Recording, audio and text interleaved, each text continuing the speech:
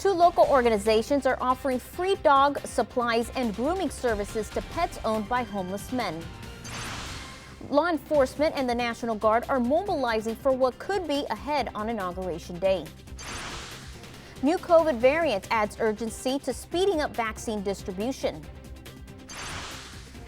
And over the past few hours here in West Tennessee, we have seen a couple of scattered showers pop up over on our radar, but hopefully these will be moving out soon. We'll have more timing and details coming up here in just a moment. Now, from West Tennessee's News Channel, this is 7 Eyewitness News at 10. We begin tonight at 10 with two local organizations offering free dog supplies and grooming services to pets owned by homeless men. Thank you for joining us. I'm Stephanie Fernandez. WBBJ 7 Eyewitness News reporter Nikita Dennis has the details. The warming center here, we called to volunteer to treat any of the pets of the homeless, offer free veterinary care, vaccines, parasite control, anything they might need. Keepers Mission, a nonprofit based in Martin, Tennessee, is partnering with Diamond in the Rough to volunteer their services to homeless men and their dogs at the warming shelter in Jackson, and even donating dog supplies to give to the homeless. Leashes, collars, blankets, dog food, pretty much everything you could think of. We have a van full of it that our supporters have donated for us to bring tonight.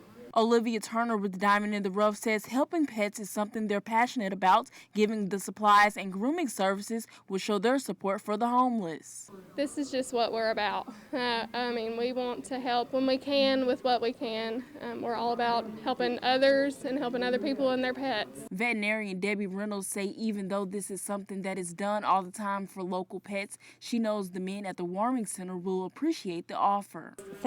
I just want to give back in that way, that I can offer the best care that we can give them to keep them healthy, keep them free of parasites. If they have any kind of medical conditions, we can try to help them with that. In Jackson, Nikita Dennis, WBBJ 7 Eyewitness News.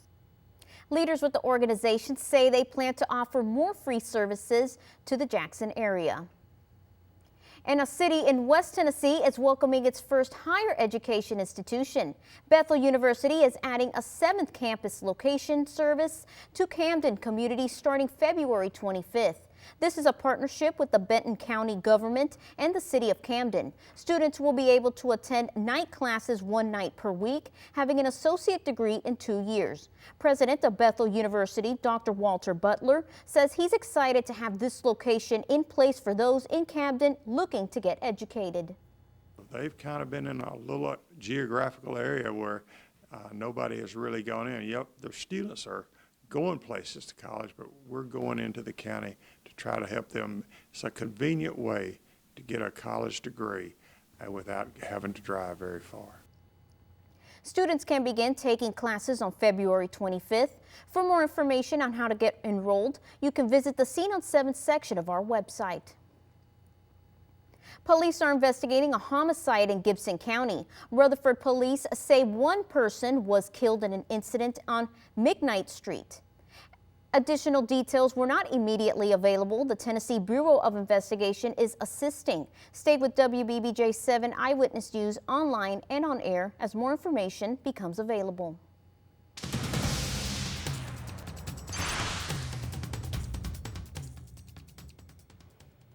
Good evening, everybody. It seems like over the past few hours, we've kind of gotten a head start on that wet week that we're going to be seeing later on. Even right now, we are still continuing to see some of those scattered showers move through the area.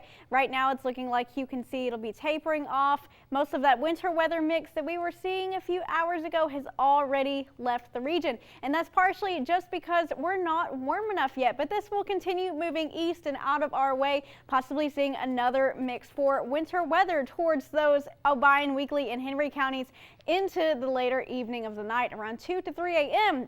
Today we were hitting a high of 50 and a low of 30, so we did have a little bit of variation in those temperatures, and we're currently sitting at 39.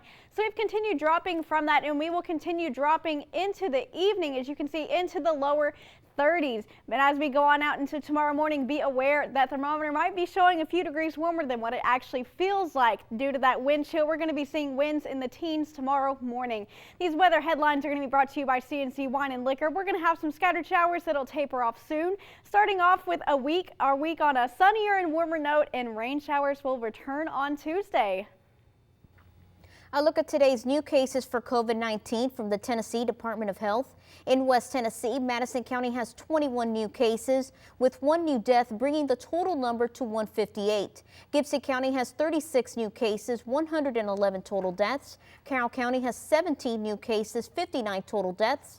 Chester County has 10 new cases, 37 total deaths. Crockett County has 3 new cases, 38 total deaths. Hardin County has 16 new cases, 47 total deaths. And Henderson County has 4 new cases, 56 total deaths. For a full list of cases by county, look for the story on our website under the COVID-19 tab. As a reminder, the Jackson-Madison County school system announced schools will be closed on Monday, January 18th in observance of Martin Luther King Jr. Day. Classes will resume on Tuesday, January 19th. And also as a reminder, the city of Jackson announces some changes to garbage pickup. Garbage in the city will not be picked up on Monday, January 18th in observance of Dr. Martin Luther King Jr. Day. On Tuesday, trucks will run Monday's regular service route. On Wednesday, trucks will run Tuesday's route. Thursday and Friday's routes will run as scheduled. Right now, America is on edge. State capitals in Washington, D.C. are on high alert, bracing for possible chaos ahead of this Wednesday's inauguration. Whitney Wild is in Washington with the latest. There's no question that there are threats out there. Armed troops on alert, bracing to protect state capitals across the nation after the FBI warned of armed protests in all 50 states and Washington, D.C. We go where we're called. Barbed wire and barricades are up, and Washington, D.C. has been fortified with at least 25,000 troops in the nation's capital. That's more troops in D.C. than in Afghanistan, Iraq, and Syria combined. It reminds me of visiting Baghdad, going to the Green Zone and seeing so much military presence and barricades. I never thought I would see that in our own capital or that it would be necessary, but there is a profound threat from domestic violent extremists of the nature we saw on January 6th. It's an intimidation thing, man. I'm not here to intimidate you. Protests have popped off in a handful of states, with demonstrators on both sides of the political aisle showing up, some armed. We are going to continue protesting it and continue fighting. So far, demonstrations have been small and non-violent. Kind of expected, but I'm kind of glad, nobody's choosing that, harsh route. I think the fact that nobody showed up today shows that what they're here for isn't something that is actually of value. In Washington, I'm Whitney Wild reporting. The social network Parler is back online Sunday after Amazon Web Services booted it a week ago. In a comeback message dated Saturday, CEO John Mates writes, quote, "Hello world, is this thing on?" This implies Parler has a new hosting platform. Amazon says it removed Parler after its far-right members made threats of violence. A Whois search shows Parler's domain is now registered to Epic. That company works with another social network popular with the far right called Gab. In his message, Mates speaks to what he calls both lovers and haters. He says Parler is supposed to be a forum that protects privacy and enables free speech. New details on the vaccine distribution, that news and more when we come back.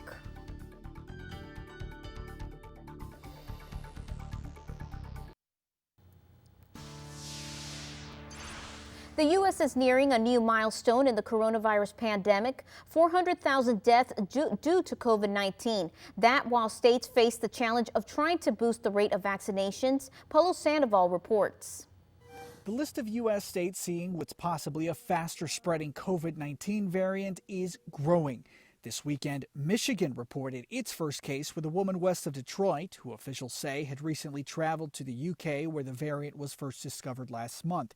And there will be more of these cases as the new variant threatens to become the dominant form of coronavirus by March, warns the CDC. The agency now imploring Americans to double down on preventative safety measures. This virus is so efficient in transmitting. That's what makes it more dangerous. What we're hoping is that there is not a mutation in the future that makes the virus immune to the current vaccines. So a much more effective virus is going to spread a lot more easily in a community. The virus's mutation only adding urgency to vaccination efforts that continue largely at a frustratingly slow pace due in part to supply. Take New York, for example. The state reporting a recent expansion of eligibility means about 7 million residents can now get their shot in the arm. Problem is, vaccine supplies from the feds have been enough to cover only a fraction of those eligible. We're receiving 300,000 vaccinations per week. It takes you about 6 months to do 7 million people at 300,000 per week. Our constraint is the federal supply. New York Governor Andrew Cuomo pleading for patience and asking residents to stay out of lines unless they have an appointment. In neighboring New Jersey, frustration is building among unvaccinated essential workers. The state announced it will allow smokers under the age of 65 to get vaccinated as per federal guidelines, considering them as high risk. Teachers in the Garden State, however, are still waiting their turn. This weekend, COVID-ravaged LA County became the first in the U.S. to surpass 1 million COVID cases. This LA City firefighter describing the number of deaths as impossible to fathom. It's hard to imagine that many people passing away, and each one of those is a story. It's a family. It's horrible to just imagine. We on our fire department have lost 2 of our members, 2 valuable members to this disease, and so it hits home. 12.2 million shots have gone into the arms so far nationwide, according to the latest CDC figures. That's just over 39% of the more than 31 million doses distributed. All international air travelers will soon be required to have a negative COVID-19 test to enter the U.S. The director of the U.S. Centers for Disease Control and Prevention signed an order this week for passengers show proof of a negative test. The order takes effect on January 26. The rule states all passengers have a negative test within 3 days of boarding their flight. The CDC says it's concerned about new variants of the virus that appear to be more transmissible. The CDC wants airlines to confirm the negative test of each person. If a passenger doesn't take one, the airline is advised to not let them aboard. A man who apparently admitted on Facebook that he stormed the U.S. Capitol has a court appearance on Tuesday. FBI agents arrested 25-year-old Jack Jesse Griffith in Tennessee Saturday. The Davidson County Sheriff's Office in Nashville says it's holding him and he's not currently eligible for release. The Department of Justice says he's charged with impeding or disrupting government business. He's also charged with being on restricted grounds and engaging in conduct that impedes government functions while on such grounds. The DOJ says Griffith used a fake social media name to talk about his involvement in the riot, and an informant turned him in. We started off that wet week a little early tonight, but hopefully it'll be tapering off soon. We'll get a break on Monday, but rain will return Tuesday. We'll have more timing and details coming up in the full forecast next.